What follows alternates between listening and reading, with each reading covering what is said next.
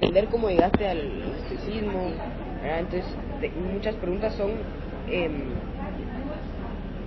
por ejemplo, ¿qué estabas haciendo a los 15 años? ¿Verdad? Para entender ¿verdad? Y que la gente que va a ver el podcast te conozca también, ¿verdad? Y ajá, podemos empezar a hablar de eso y, dale, que me contes un poco. Tranquilo, dale. Bueno, la primera pregunta para abrir el podcast era que dicen que el mundo se divide en dos tipos de personas, los que les gustan los perros y los gatos, ¿verdad? ¿Tú qué sos? ¿Más de perros o de gatos? Curiosamente, te podría decir que me gustan los dos. O sea, es decir, no he tenido la experiencia en mi vida de tener un gato hasta hace 2 años.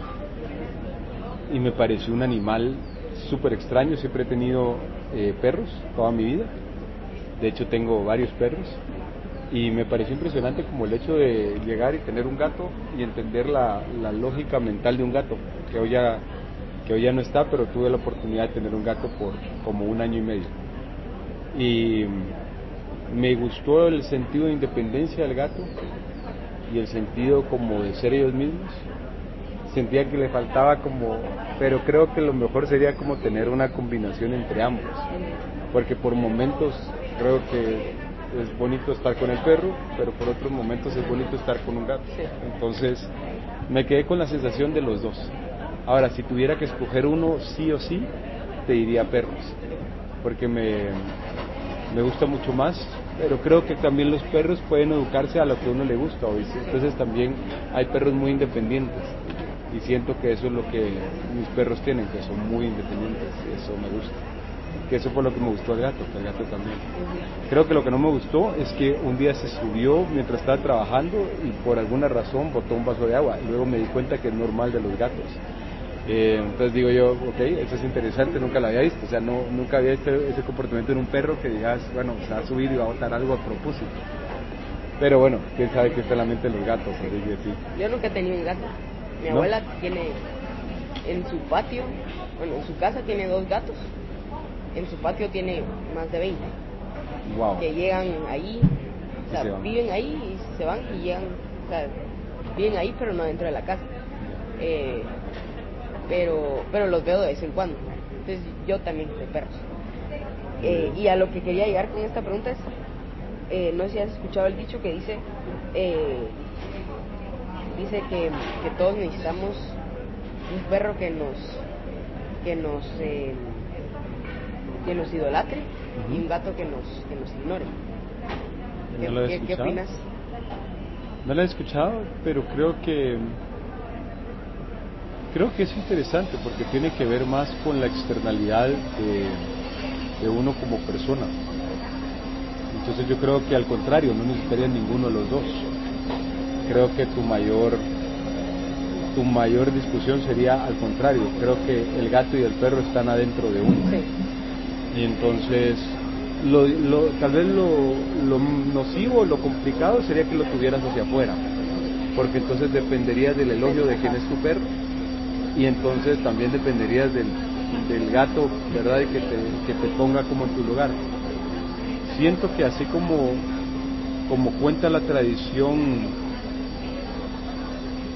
digamos, de los Sioux, hay 2 lobos peleando entre uno mismo, entre el bien y el mal. Siento que el gato y el perro están adentro de uno y deberían de estar adentro. Debería ser uno el primero que crea en sus proyectos y esto, como un perro que está ahí, sí puedes, y otro también como un gato buscando la soledad y la independencia también. Y creo que entre ambos, pensándolo así, sería un bonito balance de persona. Sí. Pero muy interesante lo que dijiste de que realmente eso debería estar adentro de nosotros, ¿verdad? O sea, algo, porque no depender de algo que está afuera, que no controlamos, sino que adentro de nosotros tengamos que nosotros mismos seamos el perro, que nos impulsamos, que reconocemos nuestro valor, pero al mismo tiempo que seamos el gato, que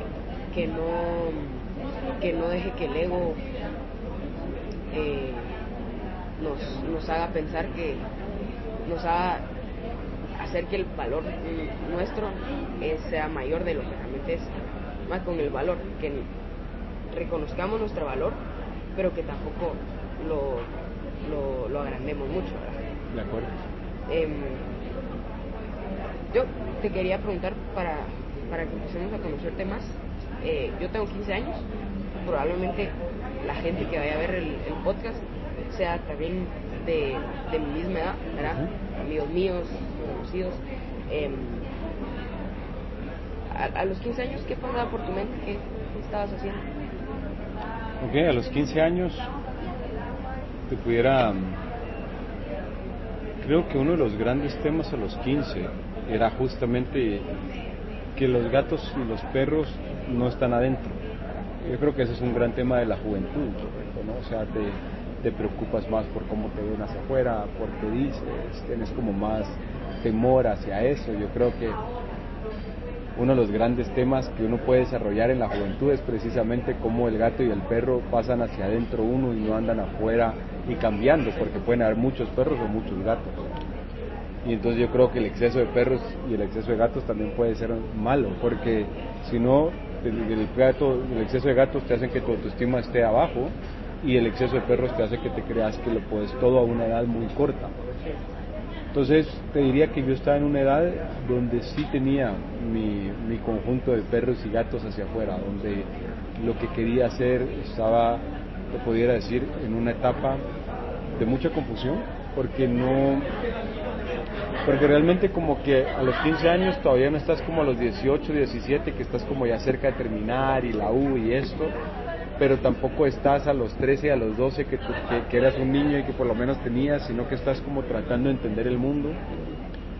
Creo que también se te dan como una forma de mirar al mundo distinta, empezás a ver a tus papás de manera distinta, empezás a entender ciertos temas, sos mucho más consciente sobre los conflictos que hay, sobre la parte.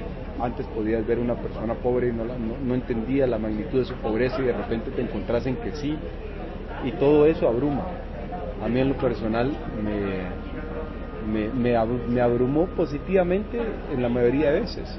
Y recuerdo que a mis 15 fue justamente el Mundial de Francia en el 98. Entonces fuimos mi papá y yo a ver a Brasil, y a mí siempre me ha gustado el equipo de Francia, siempre, desde pequeño, por alguna razón, el tipo de fútbol. Y entonces entrar a una ciudad en un mundial, en una parte donde Francia además queda campeón, y empiezas a ver ese mundo, esa cantidad de colores, esa conexión de gente, esa parte, creo que eso marcó mucho lo que eran mis 15, de pensar, wow, hay un mundo grandísimo, y ahí lo experimenté por primera vez. Creo que lo que te pudiera decir es, fue una época que en retrospectiva me hubiese gustado disfrutarme más, porque no tenía que correr, pero yo sentía que tenía que alcanzar cosas rápidamente. Y eso que no tenía la presión de las redes sociales, ¿no? O sea, lo que existía en mi tiempo era una red social que básicamente se llamaba MSN, era de Microsoft, y te chateabas con tus amigos, pero tenías que estar en una computadora. No me puedo imaginar lo que puede ser hoy, o sea, porque si no sentís como eso de que ya vas atrás, ¿no? Sentís como que te has perdido cosas. Y yo lo sentía. Creo que lo más nocivo es estar en las redes sociales pensando en que uno se lo puede perder. Yo creo que algo que le pudiera decir a mi yo de 15 años es, hay cosas que se maduran al tiempo de uno, no al tiempo de lo que yo quisiera, sino al tiempo de que ya lo trabajaste y de repente se te da de una manera muy clara. Sí. Me hubiera gustado explicar eso, pero no lo tuve. Entonces tuve que buscarlo en libros, tuve que buscarlo en la filosofía. Fue donde empecé a leer más filosofía, fue donde empecé a tirarme mucho más hacia ese mundo. Y ¿Desde esa edad? Desde esa edad fue donde me empezó a hacer sentido la filosofía. Tengo un tío que me empezó a dar libros, entonces él empezó con, creo que no es el mejor camino que recomiendo para la filosofía, pero fue con Jean-Paul Sartre en el punto del existencialismo y humanismo. Ese fue como el primer libro. Pero Sartre pues es un poco fuerte para iniciar, ¿no? Sí. Sin embargo, entonces ya eso por lo menos me abrió la idea de la existencia y la importancia de existir uno, la importancia de saber que uno puede cambiar sus circunstancias y de que el humano tiene eso. Entonces, esos fueron mis 15 filosóficamente, porque estaba tratando de buscar respuestas a un mundo que de repente se te abre, ¿verdad? O sea, el mundo es grandísimo, incluso ya cuando estás a mi edad, el contrario, el mundo se siente pequeño, pero seguramente a tu edad el mundo se siente que hay de todo, ¿no? Y luego se cierra. Yo tenía una pregunta que tenía pensado para después, pero Dale. dijiste el tema ahorita y ¿crees que a los 15 años, digamos que yo que he abarcado el estoicismo, yo estoy seguro que me ha ayudado mucho, pero tú que ya tienes experiencia de que a esa edad empezaste a abarcar eso, pero ahorita a tus 41 años ya tenés una visión completa de eso, no completa, pero mucho más grande. Uh-huh. ¿Crees que el estoicismo es una filosofía que a los 15 años puede ayudar a alguien? Por supuesto. Creo que, a ver, lo que sucede es que la filosofía viene antes de la psicología y de la psiquiatría. O sea, durante mucho tiempo, los métodos freudianos, la escuela de Adler y todos estos temas no existían. Entonces antes lo único que había era filosofía. Y la filosofía es el arte del buen vivir o el buen morir, dependiendo de cómo lo quieres tomar y qué tan positivo quieres ser o negativo. Pero bueno, es trabajar con la única certeza que tienes en la vida, y es que vas a morir. Entonces, cuando tú aceptas que eso, entonces la vida se vuelve algo muy corto y muy pasajero. Ya se vuelve, pero justamente a la edad de los 15 años, contrario, sientes que te falta muchísimo y todo queda lejos y estás como Napoleón metido en una isla, exiliado, y que todo lo demás está hasta allá. Pero la parte interesante es que es un primer momento, creo yo, donde uno empieza a sentir de verdad. Entonces necesitas una forma, un marco de referencia que te ayude a cómo tomar decisiones. Creo que es mucho más útil en la juventud que en la adultez, de hecho, porque te ayuda a decir, bueno, sí, ¿verdad? O sea, experimentas rechazo que normalmente ya de adulto no experimentas, como por ejemplo, hicieron una fiesta, invitaron a todos y no te invitaron a ti. Eso no te va a pasar de adulto. O sea, de adulto vas a estar en un trabajo y todos van a ir a la fiesta, ¿verdad? Vas a estar en la U y vas a estar en unos amigos. O sea, ese nivel de crudeza, podemos decirlo, no lo experimentas más adelante, al contrario, se vuelve más fácil adelante. La parte más dura es esta, o sea, los amigos, el terminar con la primera pareja, o sea, ese tipo de dolores son inigualables. Te estás creando como persona. Te estás creando, y mientras te creas y mientras tratas de ver qué te gusta, cómo te definís, qué sos, y de repente las cosas cambian y vienen retos, o sea, vienen retos donde, claro, toda tu vida está metida dentro de un colegio. Por eso obviamente yo siempre recomiendo de que a estas edades uno tenga actividades afuera del colegio, porque luego imagínate, de repente tenés un problema en el colegio, tenés otras actividades de fútbol, karate, etcétera, que te dan más amplitud, pero asumamos que solo tienes el colegio, ese es tu mundo. Cuando eres adulto, tu mundo es tu familia, tus hermanos, tus papás, tus tíos, tu trabajo, las cosas que haces, tus hobbies, o sea, entonces mucho es buscar amplitud, pero siento que a la edad de los 15 el mundo se vuelve muy chico, y eso lo que hace es que pueda emociones fuertes, tanto como la alegría, pero también como la tristeza, el sufrimiento, se vuelven más. Pues, ¿cómo lo manejas si no tienes una forma de lidiar con lo que está sucediendo? Y que la vida es eso, porque es muy diferente a que, por ejemplo, te pongo un ejemplo que puede ser para cualquiera que esté escuchando. No es lo mismo que tus papás se divorcien cuando tienes 40 que se divorcies cuando tienes 15. Cuando tienes 40 ya tienes tu familia, tus hijos, tus temas, entonces está bien. Pero si eres joven, es decir, es una forma en que se fragmenta parte de tu mundo. Eso no lo vas a experimentar de adulto. Entonces hay cosas que experimentas de joven o que pudieras experimentar que no tienen tanto fuerza como adulto. Por ejemplo, como la muerte de alguien querido, se experimenta mucho más duro en la juventud que en la adultez, porque en la adultez ya empiezas a saber que la gente se muere. Pero esa primera muerte te crea mucho más conciencia.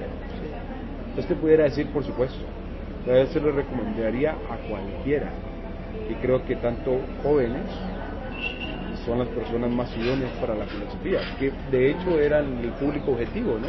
O sea, no eran personas adultas. Sí, que en la adolescencia yo creo que cuando te estás creando como persona, llegan las dudas, las preguntas, estás no solo preguntando quién sos, sino qué significan, dónde estás, ¿verdad? Tenés muchas preguntas. Ahora yo te quería preguntar, ¿crees que, digamos, yo estoy de acuerdo también que la filosofía a esta edad puede abrir tu mente a cosas impresionantes, pero crees que hay una forma en donde uno puede manejar ese conocimiento, en donde uno tal vez se podría abrumar, o podría alejarte un poco de la infancia, que al final cuando se va, se va? Yo creo que sí. Mira, yo creo que hay 3 principios del estoicismo que cualquiera podría tener en lugar de tirar sobre libros y sobre alimentarse. Creo que lo primero es agarrar los 3 principios importantes. La primera es memento mori. El memento mori significa que uno puede dejar este mundo, o sea, que la juventud no es señal de inmortalidad, pero tampoco la vejez es señal de mortalidad. O sea, no porque alguien es viejo se va a morir mañana, y no porque alguien es joven no se va a morir. El memento mori, una edad como de 15, es muy importante también para tener cuidado, porque uno tiene como un sentimiento a los 15 de ser inmortal, ¿no? Que puedes hacer todo y que ahí ves, y entonces hay mucho descuido, ¿verdad? Y hay muchos accidentes, y muchos choques de carros, y mucho tomar en exceso, y muchos excesos, ¿ya? Entonces el memento mori puede ayudar a nivelar un poco ese lado. También puede ayudar a ser más paciente desde la parte del joven con los padres, porque pues los padres de uno están envejeciendo, entonces si uno cree que van a ser para siempre, al rato no. Entonces podés ponerle menos presión al hecho de que sí, entiendo, ¿verdad? Estar lidiando como joven con los papás como 2 mundos distintos, un mundo que tú estás creando, pero un mundo de padre que ha desaparecido. O sea, yo estoy muy consciente que mi mundo ya no está. O sea, si yo te llegara a ti y te dijera, no, usted deberías de dejar de usar internet. Tú nunca conociste una vida sin internet. Yo sí, pero mi mundo ya no existe. Solo existe acá dentro mío, pero no existe hacia afuera. O sea, voy y me junto con alguien joven como tú y me dirías, no tengo idea lo que significa un mundo sin internet. Tal vez lo más cercano que llegues, tal vez, sea un vuelo de 6 horas. Y esas 6 horas sin internet. Pero claro, en mis tiempos tampoco había películas que podías transportar en un iPad y esto, y no te estoy diciendo, son 41 años, imagínate, son alrededor de 30 años de diferencia entre tú y yo, que uno diría, pero el mundo cambia rápidamente. Entonces, te da tolerancia hacia los demás diciendo, esto no es para siempre, esto cambia. Ese sería el primer principio que le diría a alguien de tu edad que lo manejara. El segundo principio es amor fati, que lo que va a hacer es que todo lo que te pasa lo puedes usar para bien o para mal. Al final, el objeto es el mismo, ¿verdad? Y decía Magritte cuando pintaba su cuadro de una pipa, que decía en francés, esto no es una pipa. ¿A qué se refería? Se refería al simbolismo, a que las cosas son lo que tú le das. Por ejemplo, acá en la mesa, para los que nos escuchan, tenemos una laptop, ¿no? Es una laptop. Para ti puede significar tu vida, tus recuerdos, tus temas. Para mí puede ser una computadora. El objeto no cambia, cambia la interpretación. Entonces, cuando uno llega a entender de que lo que uno le está pasando uno puede interpretarlo de diferentes maneras, te da libertad. Creo que eso es algo que a los 15 la mayoría de personas desconocen, que la interpretación puede cambiar, que algo puede ser terrible o puede hacerte mejor, ¿verdad? Y que si de repente te meten 7 goles en un partido, eso significa debemos mejorar o significa somos malísimos, debemos de retirarnos. Tu elección está ahí, pero el diálogo puede ser para ambos. El evento es lo mismo, la certeza de que te metieron 7 goles, sí, pero tenés una elección. Y eso es importante a esa edad, porque a esa edad también empiezan a renunciar mucho los jóvenes. Empiezan a decir, no hombre, soy malísimo. No, es normal que seas malo. Ya es normal porque estás perfeccionando tu arte. Y perfeccionar un arte se mira como ser malo la mayoría del tiempo, ¿ya? porque obviamente si te saliera bien, probablemente sería otro tipo de transcurso. Pero también que es algo que la gente dice, no, yo me encantaría tener el talento y ser como un Kylian Mbappé y esto, claro. Pero luego, entonces tu corrección viene más adelante. Y viene más adelante, siempre has sido exitoso, pero nunca aprendiste a lidiar con el éxito. Porque no aprendiste a lidiar con el fracaso. Entonces el fracaso, que al final viene justamente del francés como palabra de encallar, el fracaso simplemente es que te quedaste ahí y tenés que tomar una decisión. Y amor fati es tomar una decisión. Todo lo que te pasa puede sacar algo bello. Yo supongo que a una semilla le duele crecer, supongo que a una mariposa le duele salir de la crisálida, supongo que a una madre le duele tener un hijo. ¿Sabes cómo es de curioso que los momentos de dolor siempre traen brillantez? Ese es amor fati, segundo principio. Y tercer principio, ¿sabes? Que ya tenemos memento mori, amor fati, carpe diem, que no es, y tomémoslo muy serio porque a veces la gente dice carpe diem, es lo que en algún momento se le llamó YOLO, ¿verdad? You only live once y voy a hacer lo que me da la gana y después pagas. No, carpe diem es hoy estás vivo, sea cual sea el tema, por alguna razón estás vivo. Y entonces, ¿qué vas a hacer con eso? Te puedes disfrutar tu día como lo puedes pasar mal. Puedes hacer algo. Si te das cuenta, todo lo que hacen estos tres principios estoicos es darte libertad. La libertad de que tú eliges, de interpretar de manera distinta, de ver el mundo, de reconstruirte. Por eso es importante leer y dialogar como tú y yo lo estamos haciendo, porque de lo contrario te quedas con una visión de que el mundo es terrible. O el mundo es fantástico y tampoco también en los extremos, sino es como irte moviendo de ambos lados. Estar consciente, ¿verdad? Sí, lo que dijiste de Carpe Diem, que puede ser malinterpretado. El otro día estaba escuchando un podcast que la verdad me gustó mucho, era sobre el sentido de la vida. Era un empresario y algo que habló que no estaba muy de acuerdo yo, dijo de que Carpe Diem no era, o sea, que Carpe Diem no te servía para la vida, que Carpe Diem era el hecho de decir hay que disfrutar el día como si fuera el último, y él decía que entonces la gente lo tomaba como o sea, que él creía que el concepto era como podría ser el último día, entonces darle vida al placer, ¿verdad? Placer, y al final ese no es el sentido de la vida, ¿verdad? Si fuera placer, entonces ¿por qué es importante para mejorar sufrir? Claro. Y no, Carpe Diem es disfrutar, digamos, es algo que decías en el libro. Si fuera tu último día, primero pensar si lo harías diferente, si las cosas que haces valen tu tiempo. Digamos, si fuera tu último día, ¿trabajarías en esto? ¿Realmente te apasiona lo que haces? Y también del otro lado, si fuera el último día, si tenés una vida plena, si harías lo mismo que estás haciendo todos los días, o si te irías a viajar por todo el mundo, que está bien, pero hacer, digamos, dar vida al placer, ¿verdad?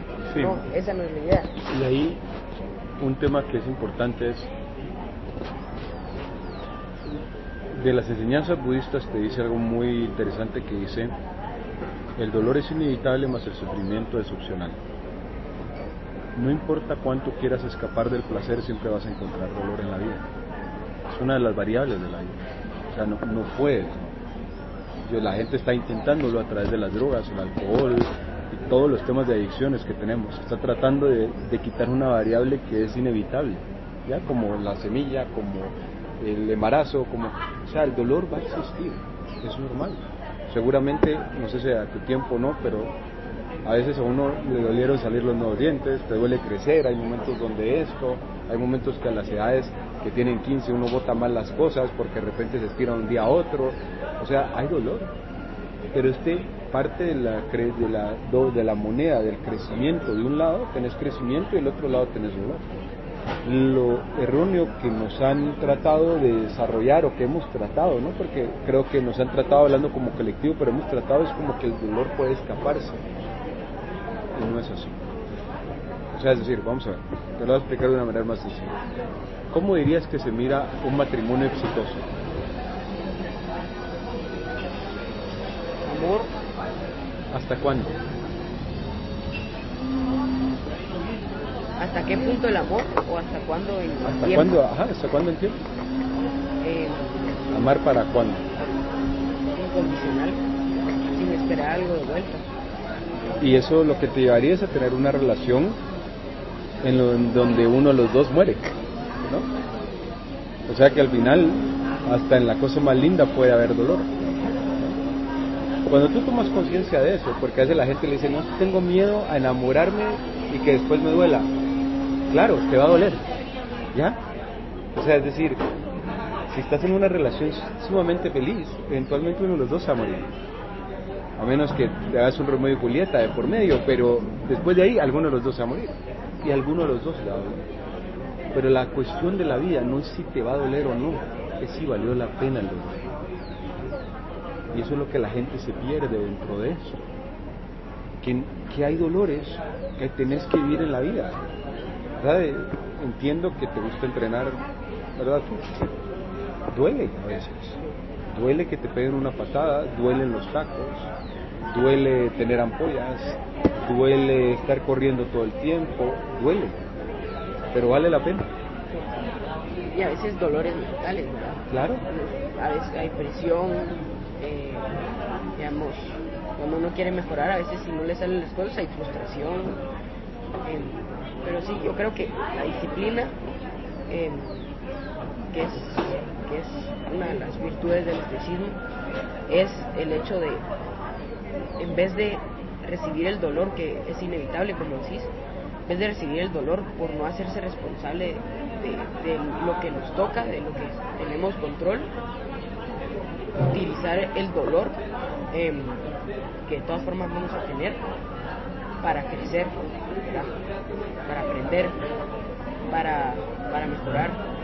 Claro. Entonces esa es esa parte donde dice uno, si ya sabes que es inevitable, te puedes preparar mentalmente para cuando el dolor llegue, ¿qué hacer? Hay personas no preparadas mentalmente, entonces ¿qué es lo que pasa? Pues te viene el dolor, te drogas, escapas del dolor. Pero el dolor es inevitable, siempre va a volver a estar.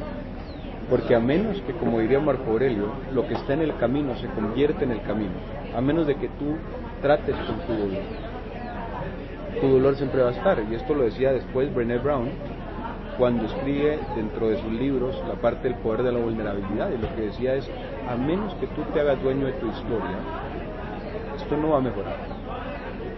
A menos que tú digas, sí, fui yo el que metí el autogol, sí, fui yo el que perdió el balón, sí, fui yo, tú no vas a crecer.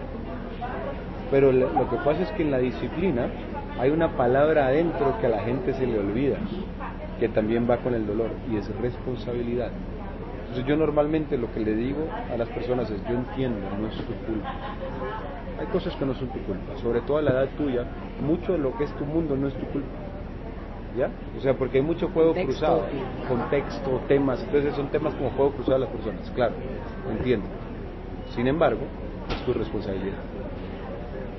Entonces la gente se pierde más en el sentido de culpa, que es lo que crea una víctima, pero se le olvida el sentido de responsabilidad, que es, bueno, sí, yo soy responsable. ¿Verdad? El otro equipo es mejor, sí, soy responsable de mejorar. ¿Verdad? Es que mis papás se pelearon, ¿eso es un tema tuyo? No, pero es responsable hacer algo con tus sentimientos sobre cómo te hace sentir eso. ¿Me entiendes? Entonces, siempre la disciplina lleva responsabilidad contigua, que es, yo voy a ser disciplinado hasta que yo sea responsable de mi propio jardín, que es mi vida. Y una vez yo soy responsable de eso, entonces puedo ver. La culpa siempre te va a llevar a apuntar los dedos a los papás, a los amigos, a los hermanos, a todo el mundo, menos tú. Y por eso es que la gente... O al contrario, solo a ti. O solo a ti, Tampoco. claro, que tampoco tiene sentido. Sino el tema es que cuando tú asumes responsabilidad, asumes que tú tienes un accionable. Tú ya no puedes quedarte en eso. Sí. Y en la actualidad creo que el estoicismo es muy necesario por muchas cosas, pero en algún momento, ahorita dijiste de que el fracaso se convierte en el camino, y en la actualidad, de hecho lo decías en el libro también, que se busca los resultados, se busca el éxito, ¿verdad? El éxito, cuando realmente lo que importa es el camino. Digamos, decías de que en la actualidad se puede ver a personas de 18 que ya piensan que son fracasados en la vida, ¿verdad?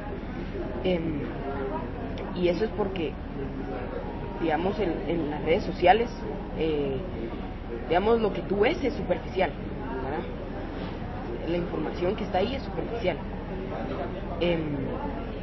Y yo creo que la sociedad influencia ¿Sí? en tu propósito y en lo que tu definición de éxito, ¿verdad? Porque si el éxito según tú es logros, títulos, salario, ¿verdad? O si es, digamos, que tu trabajo lo tenés por el qué dirán, ¿verdad? O sea, yo quiero ser futbolista porque voy a ser famoso, porque todos me van a conocer, porque van a decir de mí que soy muy bueno, o si realmente es porque es un propósito personal, ¿verdad? Yo creo que en la actualidad la sociedad y las redes sociales hacen que uno haga muchas cosas por el que dirán, ¿verdad? ¿Sí? Y a esta edad, como decías, cabal, a esta edad te importa mucho el que dirán, ¿verdad? Más con las redes sociales, ¿no? Así es, entonces tenés una vulnerabilidad hacia lo que los estoicos llamaban externalidades, que es que estás anuente hacia afuera, y el punto hacia afuera uno debería llevar cómo lo hace, ¿no? La parte de hacia afuera debería ir más hacia una actitud de servicio y de mejora hacia los demás, y la parte hacia adentro debería ir hacia un servicio y mejora de mí mismo. El problema es que hemos invertido eso. Hemos invertido la parte de que hacia afuera es mejor en mí a mí mismo y hacia adentro los demás me deberían de ayudar.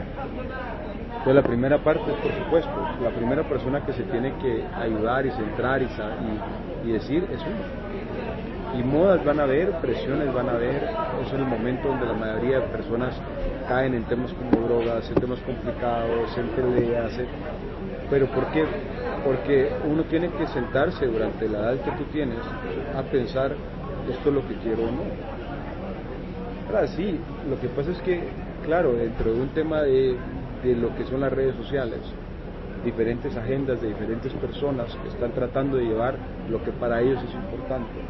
Para algunos es importante el dinero, para otros es importante esto, y están en su libertad, ¿no? Porque la verdad es que pero es uno el que tiene que fortalecerse para escoger, porque si no todo te parece bien. Entonces en ese momento es como de niño te decían, no dulces acá, comete solo esto, y de repente tenés 15 y tenés más libertad de salir con tus amigos y comer los dulces que quieras y esto. Entonces viene la prudencia, que debería ser el reconocimiento de lo que es bueno para mí y lo que no. Pero ya no están las reglas tan claras de papá y mamá, ya no están las reglas como esto sí, esto no, así como cortada con una espada, sino ahora tienes que decidir que sí es bueno y que no, cómo ser honesto contigo mismo. Y a veces la gente empieza a trabajar más con el tema de, no, le puedo dar la vuelta a mis papás y no se van a dar cuenta y esto. Está bien si no se dan cuenta, pero tú sí te das cuenta. Entonces era lo que hablábamos muchas veces, de que ahora la gente, en lugar de hacer las cosas hacia afuera, más está buscando que el mundo los valide a ellos. Eso no va a pasar, porque el mundo es un promedio de las cosas, ¿ya? El mundo es el promedio de las cosas, igual que los valores de una sociedad. Es el promedio del conjunto de todos. Ahora tienes que definir, ¿tú eres promedio o no? Es la primera pregunta importante que hay que hacerse a tu edad. ¿Quieres ser promedio? ¿Qué significa? Bueno, si promedio está, no sé, tomar malas decisiones, pues ¿quieres ser eso o no? Y obviamente si te separas más del promedio, vas a experimentar soledad. Pero es lógico. La enfermedad de los CEOs, ¿sabes cuál es? La soledad. Porque mientras más exitoso te vuelves, más te vas volviendo, y si has visto estadística, está esta famosa campana de Gauss, todos los datos quedan en medio y por eso se hace una campana, y las esquinas quedan para los que son fuera de serie, diría Malcolm Gladwell, y que es el punto de llegar a experimentar un crecimiento. Entonces ahí es donde te puedes dar cuenta de que todo esto es una decisión de quiero ser promedio, pero no en el sentido de quiero ser mejor que los demás, sino que quiero tomar las decisiones que en promedio la gente está tomando. Pero hay gente tomando muy buenas decisiones y hay gente tomando pésimas decisiones. Entonces el hecho de preguntártelo es lo que vale la pena, porque al final, si no, ¿quién es el dueño de tu vida? ¿La red social o tú? ¿Quién está realmente decidiendo en la vida? Es una pregunta importante para la gente de tu edad, pues porque si no, realmente son libres de elegir si lo cool es esto o lo otro. O sea. Y aparte es de que, digamos, entendemos las cosas malas que tienen las redes sociales, pero cada uno tiene su opinión, ¿verdad? Claro. Entonces, incluso, aunque si tú piensas las redes sociales me benefician, incluso en el momento en donde tú ya no tienes control sobre las redes sociales, lo que se vuelve una dependencia, es el momento en donde uno se tiene que cuestionar, ¿verdad? ¿Sí? Yo creo que eso es, ¿verdad? Si tú quieres ser un influencer a los 15, las redes sociales van a ser una excelente manera de crear tu negocio. Si quieres agregar, por supuesto, no hay que decir todo lo de las redes sociales es malo. Lo que hay que decir ¿es esta tendencia para mí o no? ¿Es esto lo apropiado para mí? Puede ser que no, puede ser que sí, pero que sea una decisión consciente, lo que tú repetías, que sea algo que sí tú elegiste, no que eligieron por ti un grupo de personas en una habitación en alguna parte del mundo. Sí, para mí lo más importante es ponerse a reflexionar, porque ahí es cuando realmente uno encuentra los valores, ¿verdad? Y no tener mente cerrada, ¿verdad? Si tú tenés una mente abierta, dispuesta a aprender y a reflexionar sobre lo que aprendes, ¿verdad? Tomar lo que te sirve y ¿verdad? Ahí es cuando forjas realmente tus valores, ¿sí? Que yo creo que es lo más importante en la vida, ¿verdad? Tus valores. Así es. Bueno, hablando de actualidad, ¿sí? Tenía otras preguntas, ¿Vale? bueno, pero ahorita te quería preguntar, ¿cuál crees que es la enseñanza, si tuvieras que agarrar alguna enseñanza del estoicismo, que puede ser de los conceptos o de las virtudes, o puede ser una enseñanza que no sea del estoicismo, sino que, digamos, que tú saques como conclusión del estoicismo? Sí, creo que la que más se aplicaría para las personas son enseñanzas que aprendí más adelante. Y decía, uno es, no por correr amanece más temprano, que te enseña que hay cierto factor de la naturaleza en lo que tú haces y que tienes que dedicar el tiempo a hacerlo. Tú no puedes hacer que un árbol de limón crezca más rápido de lo que tú quieres, tampoco puedes hacerte a ti crecer más rápido. Eso me ayudó a quitarme la presión de que yo debería estar en tal lugar. No todos los árboles crecen al mismo tiempo. Entonces yo creo que esa es una parte que me gustó mucho. Y la otra es, la sopa no se toma tan caliente como se sirve. Si algunos de ustedes acá que han escuchado se han quemado la boca, normalmente te sirven la sopa, está súper caliente y de una vez la tomas. ¿Cómo se interpreta esto? La importancia de darle tiempo cuando sobre todo estás enojado o estás emocionado o estás con una emoción intensa, dejarlo pasar. Hay cosas en momentos donde es más difícil decir, ¿sabes qué? Estoy muy molesto, me voy a ir a dormir, hablemos mañana, en lugar de uno decir algo de lo que se ha arrepentido. Y que a esta edad eso es lo que más cuesta, la verdad es como ponerle. Estas dos frases me han hecho una diferencia. Qué interesante, porque no es la raíz del estoicismo de lo primero que hablamos, es una reflexión que tú llegaste a aprender después y que te sirvió a ti, tal vez a otra persona le sirve otra cosa, que somos diferentes. Una cosa que me parece interesante es que en los últimos años el estoicismo ha estado bastante de moda. En mis redes sociales he visto bastantes cuentas que promueven el estoicismo más que otras filosofías, y digamos, se dice que es una filosofía de desarrollo personal. Me parece interesante que aquí en Sofos hay muchos libros de estoicismo que están clasificados en filosofía, claro, pero también en autoayuda, ¿verdad? ¿Por qué crees que que podríamos clasificarlos como autoayuda. Sí, creo que, vamos a ver, el tema es, yo creo que los libros de autoayuda en general tienen un gran reto, y es que no puedes autoayudarte si no te conoces. Pues ahí es donde la filosofía debería entrar. Creo que uno de los grandes temas, y es una pena a veces, que hay libros muy buenos, pero no te hacen cuestionarte si estás haciendo las cosas bien. Y como vimos en la parte del cambio, el cambio viene de la autocrítica, viene de la autoevaluación para mejorar. No hay otra forma. Entonces, por eso Sócrates era tan importante que se conociera a uno mismo. Porque si no te conoces a ti mismo hoy, no es lo mismo que conocerte dentro de 2 semanas, porque vas a cambiar. Entonces tienes que ir evaluándote constantemente, incluso de adulto. La gente cree, no, uno ya lo tiene todo solucionado, al contrario. Encuentras adultos más confundidos que jóvenes de 15 años, te lo puedo asegurar. Pero el tema es que la autoevaluación te hace eso. Hay mucho más formas de escapar cuando sos adulto que cuando sos joven. Por eso hay tanto libro de autoayuda y de esto, porque puedes meterte al trabajo y hay buenas justificaciones para escapar de ti mismo. Es más, se ve bien, ¿no? Te metiste al trabajo, esto, te metiste a hacer deporte, a correr maratones, Ironman, a jugar partidos y esto, y de adulto se mira bien. Lo que pasa es que de joven tienes un elemento limitado de distracción. Entonces, la filosofía siempre te va a decir, conócete a ti mismo, y a través de conocerte a ti mismo, pues crecer. Entonces, yo creo que, es más, está convirtiendo el área de autoayuda en lo que debería ser. Si tú te quieres ayudar a ti mismo, tienes que conocerte. Sí, muy cierto.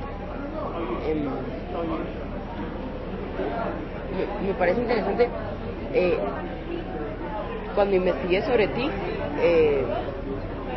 claramente decía que habías estudiado economía y demás cosas, claro, pero y que también enseñabas y habías enseñado sobre economía, pero al final la razón por la que estamos aquí, y la razón por la que te conocí, es tu libro de estoicismo para la modernidad, ¿verdad? O sea, en la vida moderna. ¿Sí? ¿Cómo podrías explicar eso, digamos? ¿Cómo encontraste el estoicismo? ¿Cómo encontraste la economía? ¿Verdad? Sí, yo creo que es una buena pregunta que puede encapsular todo lo que hemos hablado. Yo encontré el estoicismo, empezó a llegar a mí alrededor del año 2015, pero empezó a hacer sentido a finales del año 2015, cuando la vida te da esos dolores que no sabes cómo manejar. Y me encontré que no tenía una forma, una manera dentro de esto. Y recuerdo que para diciembre de 2015 fui a encerrarme con libros de estoicismo a tratar de resolver ese dolor que estaba sintiendo.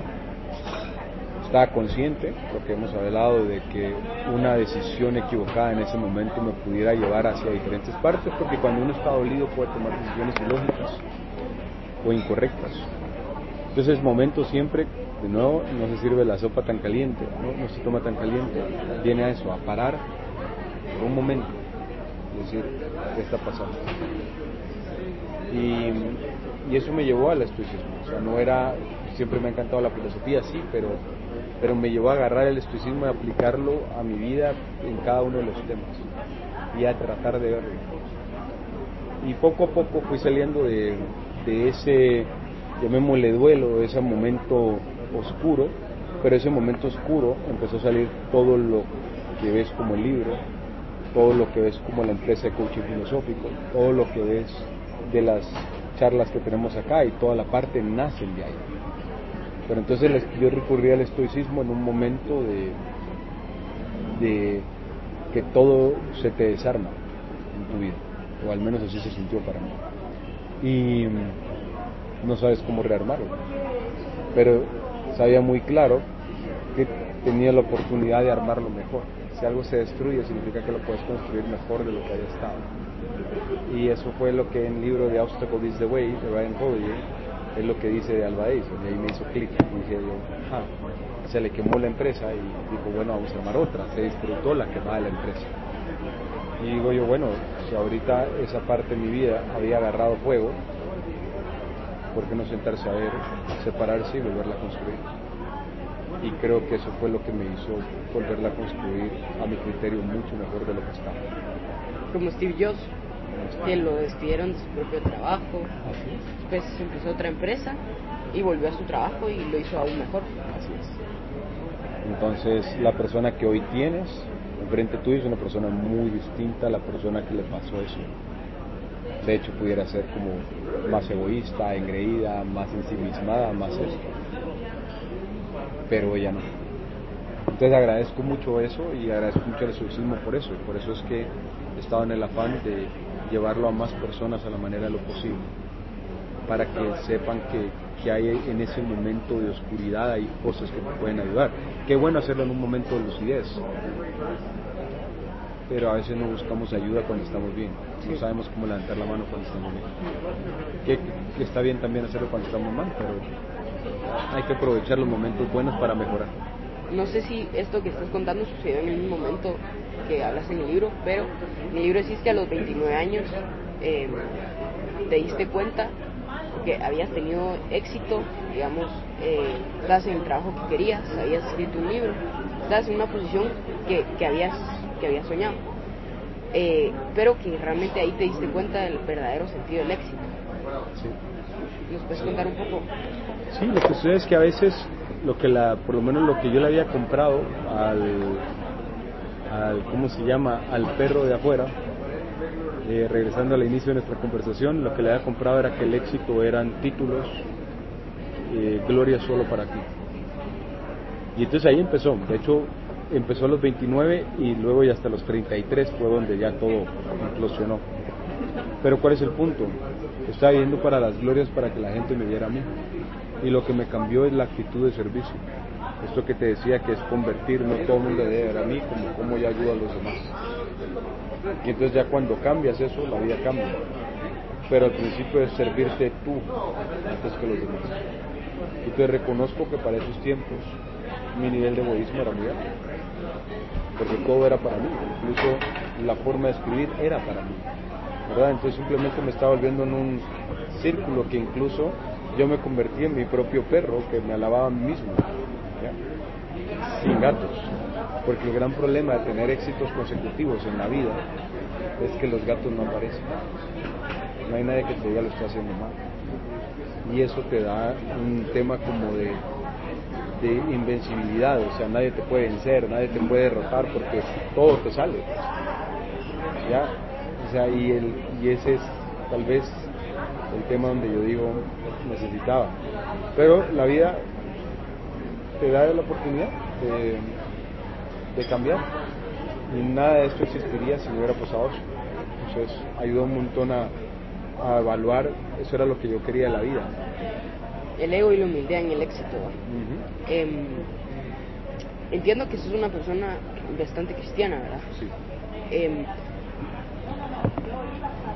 He notado que el estoicismo y el cristianismo tienen bastantes cosas en común, ¿Sí? ¿verdad? ¿Crees que el cristianismo fue el que te ayudó a entender eso? ¿Y cómo crees que el cristianismo y el estoicismo se complementan?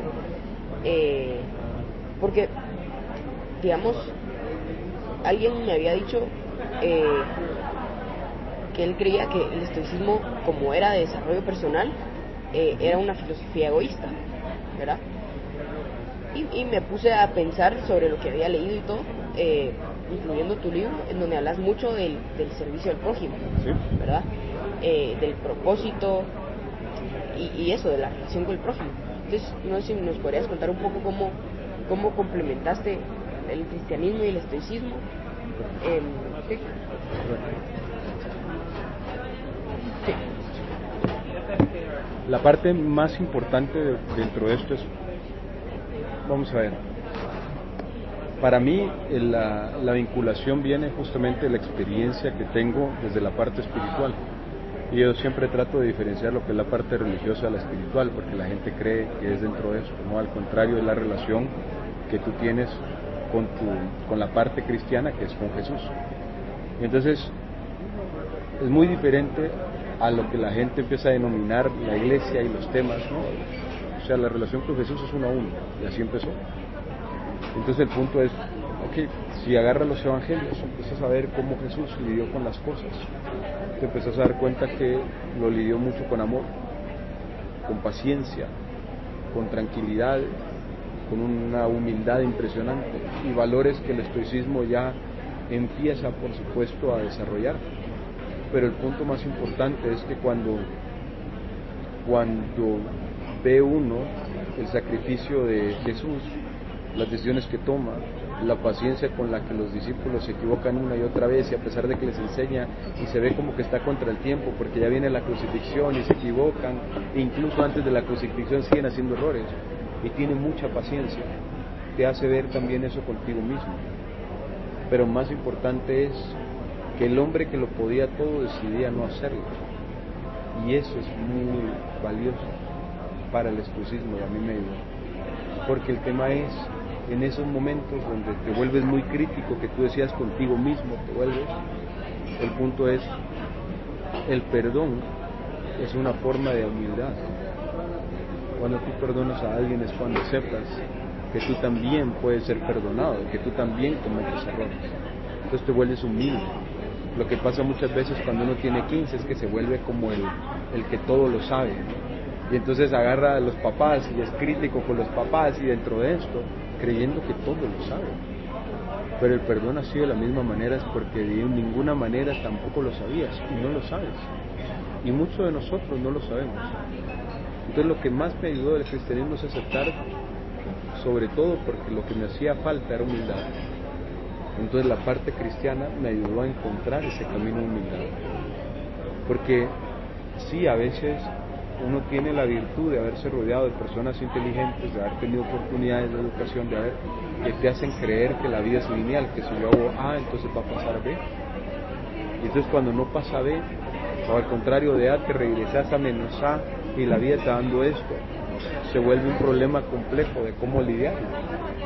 Pero entonces ahí es donde el perdón se vuelve el mayor factor, de decir no sabía mejor, de decir no importa, de decir sí, hay alguien que también entró un domingo siendo felicitado por todo el mundo y al viernes fue crucificado. Tienes que tener muy claro que el trabajo que estás haciendo no es para enorgullecer a los demás, sino porque sabes que es importante para ti dejar algo en esta tierra, sea lo que sea eso, pero que el impacto es lo importante, no es servirte a ti, sino impactar y hacer cosas como tú lo estás haciendo dentro de esto, que de repente puede ser una herramienta para una persona que se encuentre con este podcast, que le cambie la vida. Eso es suficiente, ¿ya? Pero no es llenar estadios, no es llenar esto, no, es una persona, y si esa persona cambia, todo cambia. Entonces por eso te cierro con la frase de Marcel Proust que más me gusta, y es: nada ha cambiado, solo yo he cambiado, y por ende todo ha cambiado. O sea, lo único que necesitas y lo que tú estás haciendo hoy es, si esto logra, y nunca lo vas a saber, te adelanto, es muy difícil, pero si esto logra que una persona cambie, tú ya lograste mucho más en esta vida que llenar estadios y tener gloria y tener títulos y eso.